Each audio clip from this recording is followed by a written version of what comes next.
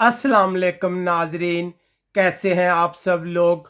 उम्मीद है कि आप सब खैरियत से होंगे। मैं हूं आपका मेज़बान परवेज़ इकबाल। आज 13 सितंबर और इतवार का रोज़ है। जैसा कि आप लोग जानते हैं कि मैं आप लोगों के लिए लेके आता हूं यूरोप भर से अहम खबरें।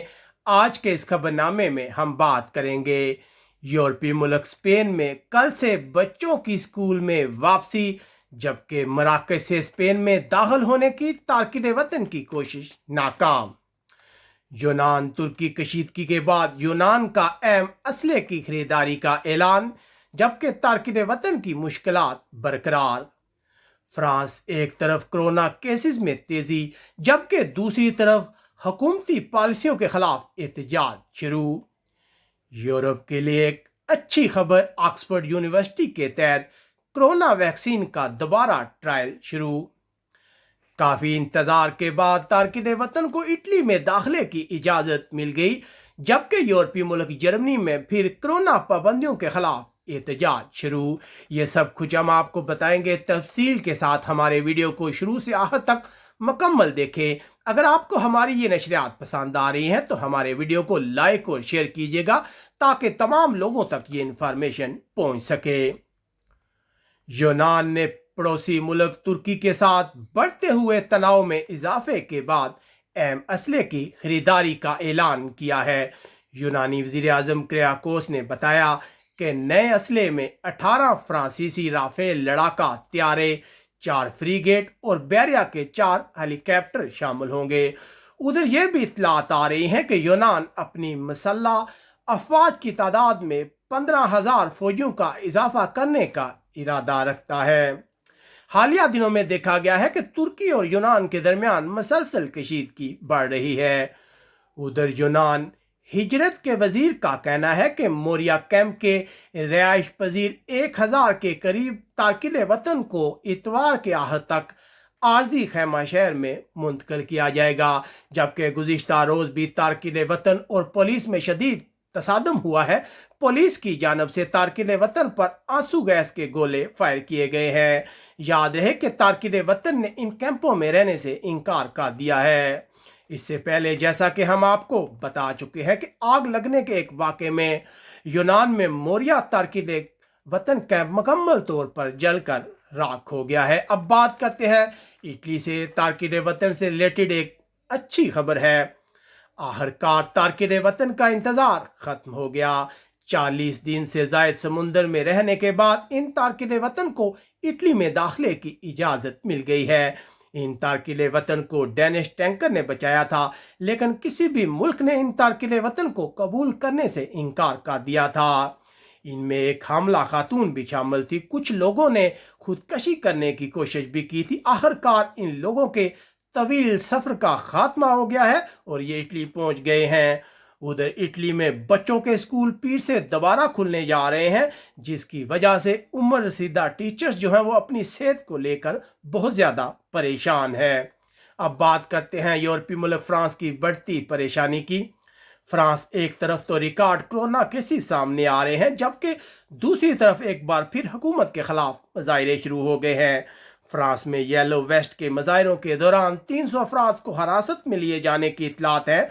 दारुल हुकूमत से 165 अफराद को हिरासत में लिया गया है। मजबूरी तौर पर 6,000 से ज्यादा अफराद ने इस एहतजाज में हिस्सा लिया। उधर हफ्ते के रोज एक बार फिर फ्रांस में कोरोना केसेस की तादाद जो है वो 10,000 से ऊपर चली गई है। हफ्ते के रोज मजीद 10,560 अफराद में कोरोना की तस्दीक हुई है। दूसरी तरफ फ्रांस के वज़ीर आज़म का कहना है कि मुल्क में पाबंदियों का कोई इम्कान नहीं है। उधर जर्मनी में कोरोना वायरस के फैलाव को रोकने के लिए नाफज इकदामात के खिलाफ एक बार फिर एहतजाज शुरू हो गया है। हफ्ते के रोज हजारों अफराद ने जर्मनी के मुख्तलिफ शहरों में एहतजाज किया, लेकिन अब तक इस एहतजाज के नतीजे में किसी तोड़ फोड़ की इत्तला नहीं है। याद रहे कि अगस्त के आखिर में एहतजाज करने वालों ने पार्लियामेंट पर हमला करने की कोशिश की थी। अगर गुज़िश्ता 24 घंटों की बात की जाए तो जर्मनी में 834 कोरोना के केस जो हैं वो सामने आए हैं। ادھر برطانیہ کے سیکٹری انصاف کا کہنا ہے کہ اگر پارلیمنٹ نے بریگزٹ ڈیل کے متنازع بل کو منظور کیا تو وہ اپنے عہدے سے استعفیٰ دے دیں گے۔ اب خبر شامل کرتے ہیں یورپ بھر سے۔ ایک بہت ہی اچھی خبر ہے کہ آکسفورڈ یونیورسٹی کے تحت تیار کردہ ویکسین کے تجربات دوبارہ UK میں شروع ہو گئے ہیں۔ ایک مریض میں اس ویکسین کے منفی اثرات کے بعد اس کے تجربات کو روک دیا گیا تھا، جبکہ ہفتے کے روز یونیورسٹی کا کہنا ہے کہ اسے جاری رکھنا محفوظ ہوگا۔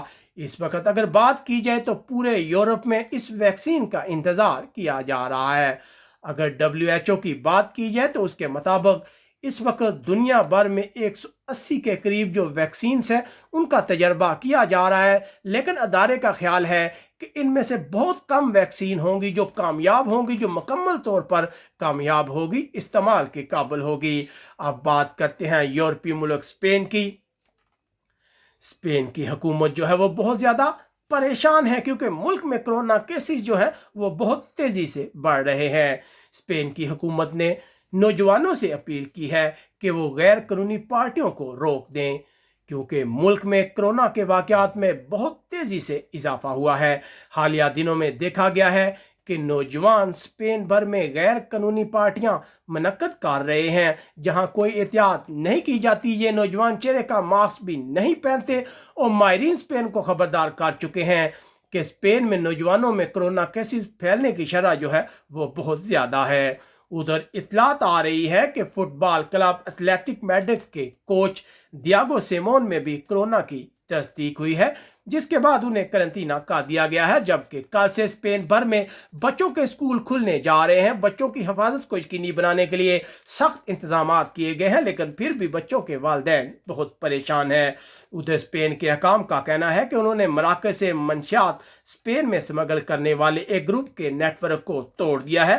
اب تک اس گروپ کے 64 افراد کو حراست میں لیا جا چکا ہے، جبکہ ان کے قبضے سے 8000 کلو بھنگ، 4 تیز رفتار کشتیاں اور 16 گاڑیاں برآمد کی گئی ہیں، جبکہ ان کے بینک اکاؤنٹ میں موجود 3 ملین یورو کی رقم کو بھی ضبط کیا جا چکا ہے۔